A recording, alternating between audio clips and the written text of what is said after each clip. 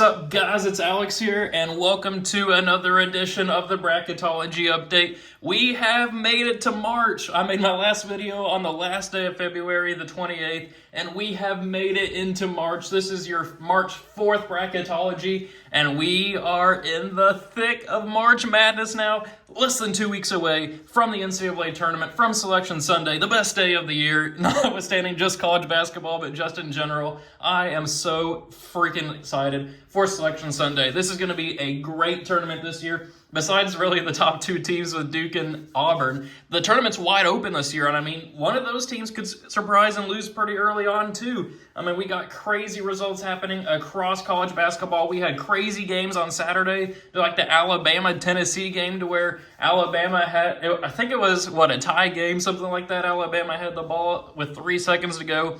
5-second violation on the baseline. Tennessee takes it and drains a half-court buzzer beater. It was absolute insanity, absolute cinema. It has been a great college basketball season. We have conference tournaments starting right now. Like the Atlantic Sun, I think, is already at their semifinal stage. I mean, go North Alabama. I know somebody that's on the coaching staff there.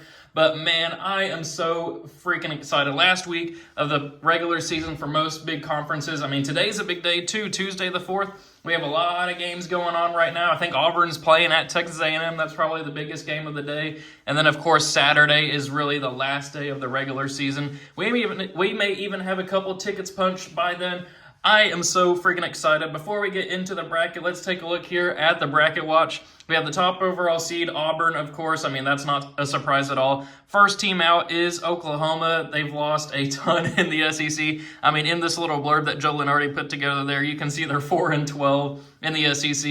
And then the last team in is Boise State. They've been putting together a pretty strong resume over there in the Mountain West. They are an at-large team here, last team in on the bubble. And speaking of the bubble, let's take a look at it here. Last four byes being Baylor, San Diego State, Georgia, who got a big win over the weekend on the road against a fellow bubble team, Texas there. They're playing at South Carolina right now. Last time I checked the score, I think it was like 40-29 at halftime, so they can't afford a loss to South Carolina. Then you got Indiana, who's now in the last four bye section. I mean, they were in the next four out for a while, but I think they've won, 5 out of their last 6 or 6 out of their last 7, something like that, which includes, I believe, a win on the road at Michigan State. I mean, that is a feather in the cap right there.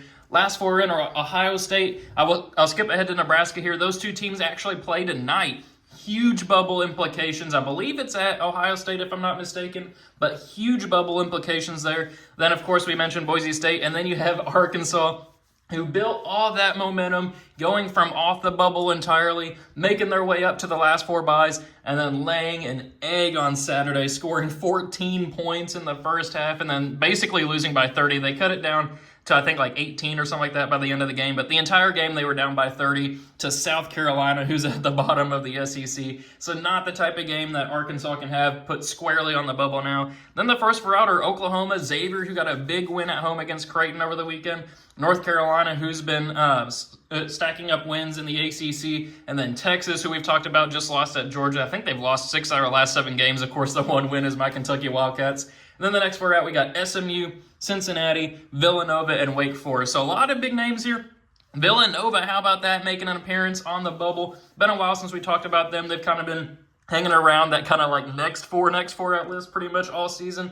Over there in the Big East, they'll just need a big tournament run to actually make something happen. But as you guys know, every time I do one of these videos, I go to the vertex42.com, download their Excel template, and then fill it out based off of Joe Lunardi's Bracketology. And then I go through my predictions on the NCAA Tournament. Like if it were to happen today, I give who I think is going to win that matchup. Just a quick little blurb. I know since we're switching to March here, I may get some new viewers, so that's kind of how the shtick works here. For the Bracketology. I get pretty decent watch time on these, so I really enjoy all you guys who stick around, watch the full video, hear my thought process. I know a lot of times I repeat myself or don't really move teams too far that you may be a fan of, so I appreciate you guys sticking around. Always like reading your guys' reactions to my predictions in the comments, and also like seeing your guys' comments too. Maybe there's a team that's flying under the radar. Maybe there's something I'm not considering. We'll see what happens, but let's go ahead and kick it off here about 5 minutes into the video. We'll start up here with the top left regional as we always do. We'll start off with Auburn versus the winner of Southern and Bucknell. Obviously, obviously we'll go with Auburn winning that one. Then we have Creighton and Utah State. Utah State laid an egg over the weekend at Colorado State. I mean, I've been out on them for a while. Give me Creighton here. Creighton just lost to Xavier, but I believe Creighton's the better team. Then we have Clemson versus the winner of Nebraska and Boise State, which I think would probably be Boise State at this point, but give me Clemson to beat either one. I don't think that they'd struggle too much there. Then I would love to pick High Point to upset a 4 seed this year. Maybe if Oregon makes it up to a 4. You guys know I've been out on them for a while, but I just don't really see it happening here to Purdue. Give me Purdue moving on. Then also give me St. Mary's moving on against Indiana. I think a lot of people may underestimate St. Mary's this year. I think as a 6 seed, that's prime position for them to upset a 3 seed potentially, which, speaking of 3 seeds, give me Kentucky advancing on there past Utah Valley to move on to the second round. Then give me Illinois moving on past San Diego State, and then give me Iowa State over Bryant. I mean, of course, it's the first region that I do to where I don't have a single upset in this bracketology. But, I mean, the way that it's bracketed right now, I just don't really see an upset happening. So we'll see what happens as we kind of continue on through the bracket. But the way that the first round shook out, I have nothing here. So then for a spot in the Sweet 16, we will have Auburn here moving on past Creighton. I don't think that'd be too close of a game, to be honest with you. Then we're going to go with a slight upset here with Clemson over Purdue, a nice little 5/4. And then we're actually going to go with 6 seed St. Mary's upsetting my 3 seed Kentucky Wildcats. It pains me to do it, but Kentucky, I'm worried about how far they can go. Their defense has been a little bit better lately, but has not been good enough to compete with the top teams. They got beat by Alabama a couple of weeks ago.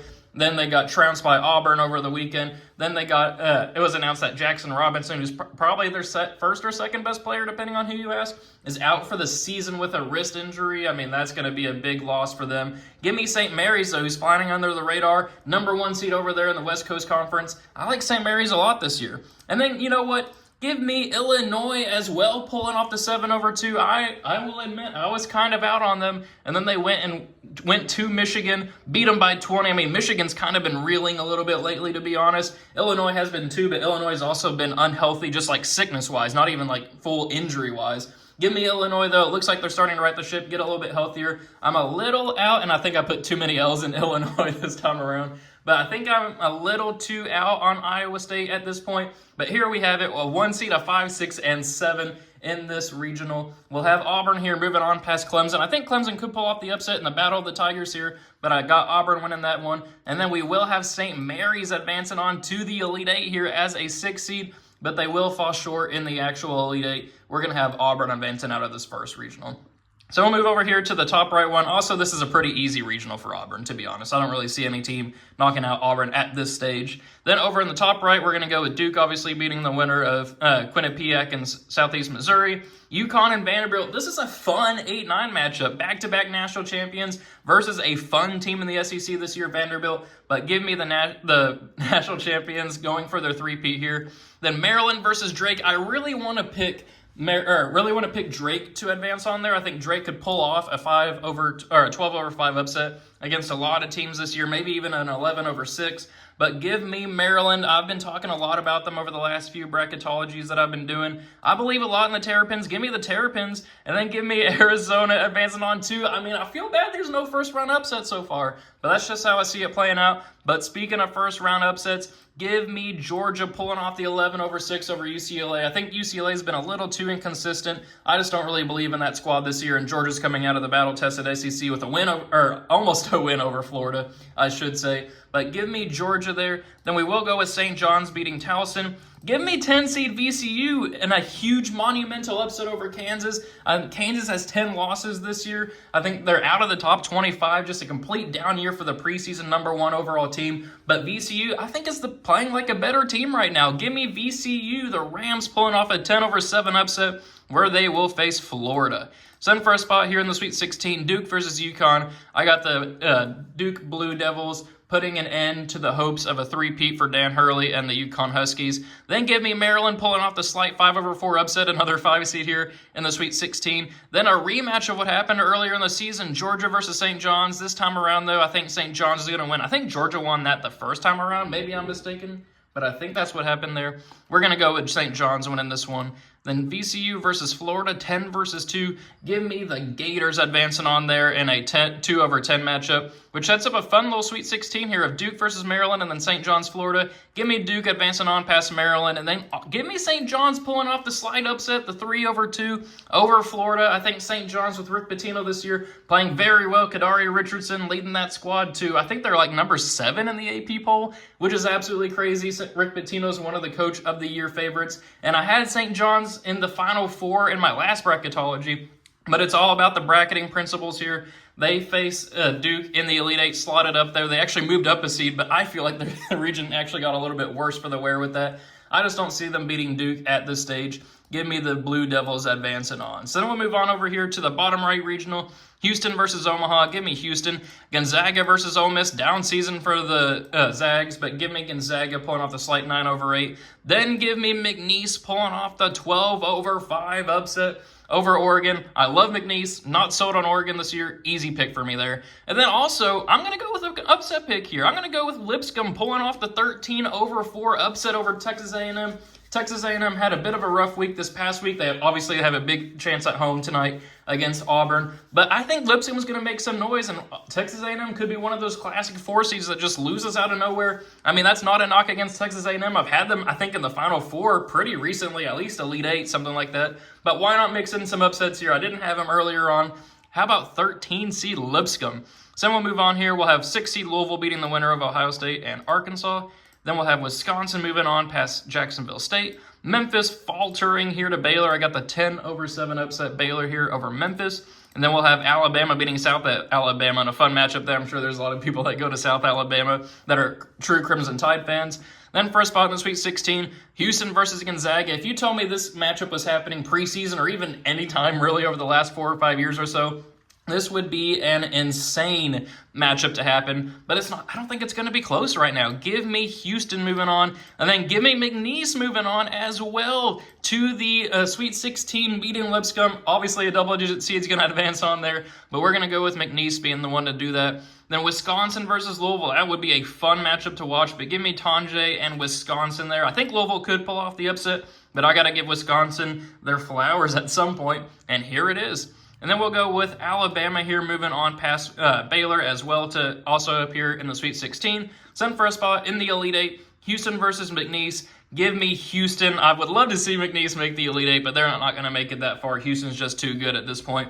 Then Alabama and Wisconsin. Give me Wisconsin, the Badgers. I've been disrespecting them lately, but I've been paying a little bit more attention. They did just lose to Michigan State, but that's not a bad loss for them at all. Give me Wisconsin moving on to the Elite Eight. And then for a spot in the Final Four, Houston versus Wisconsin. Give me Wisconsin in the Final Four. I've been disrespecting them lately, but I've been paying a little bit closer attention over the weeks. I did just lose this weekend, which I felt that against some of the other teams in the bracket so far. But how about Wisconsin advancing on there to the Final Four? You gotta have some craziness, even as a 3 seed there. I think it's pretty interesting to see them here in the Final Four. I'm pretty sure that's the first time I've had them in the Final Four in my bracketology series this year.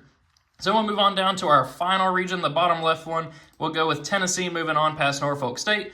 BYU versus New Mexico. That would be a fun matchup to watch there, but give me the BYU Cougars. They've been playing fantastic basketball lately, playing themselves off the bubble into an 8 seed now. Then we'll have Missouri here moving on past Yale. Then I'm going to go with an upset pick here. I'm going to go with Chattanooga pulling off the upset over Michigan. I had Michigan in the Elite Eight a couple of weeks ago, but the past couple of games, they haven't been too impressive. It took a second shot, a buzzer beater to beat Rutgers at home, and then they just lost at home by 20 to Illinois. Give me Chattanooga pulling off a 13/4, so we have 2 13/4s in this bracketology. Then we'll also have UC San Diego pulling off an 11/6 upset here over Marquette. It's not a knock against Marquette, it's just my belief in UC San Diego. If you've been watching my recent bracketologies, you know that UC San Diego is one of my favorite teams to pull off a sleeper upset. Give me UC San Diego there. Then we'll have Texas Tech moving on past Northern Colorado. Mississippi State beating the Mountaineers of West Virginia. They're just a little too inconsistent for me at this point.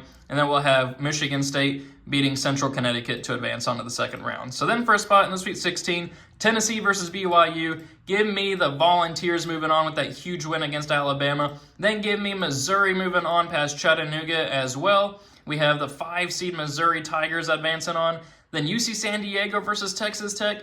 Give me UC San Diego. I think I had them pulling off the 11/3 in last bracketology that I did, and we'll have it again here. UC San Diego pulling off the upset. I believe a lot in that team. It's going to suck if they lose in their conference tournament because they're not going to get an at-large bid.